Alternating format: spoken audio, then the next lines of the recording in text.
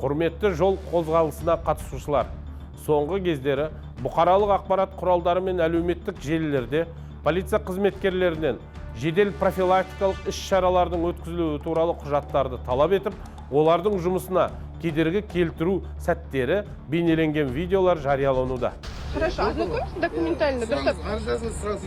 Бәрін көрсетіңіз маған.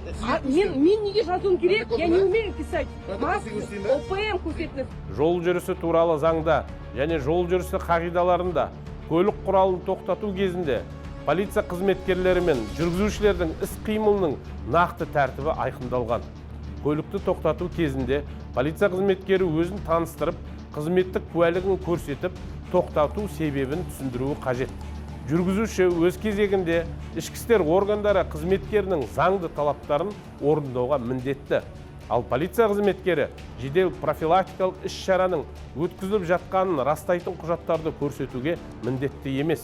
Полиция қызметкерінің заңды талаптарын орындамау, қызметтік міндеттерін атқару кезінде оның жұмысына кедергі келтіру, 30 айлық есептік көрсеткіш мөлшерінде айыппұл салу немесе 15 тәулікке дейін қамауға алу түріндегі әкімшілік жауапкершілікке әкеп соғады.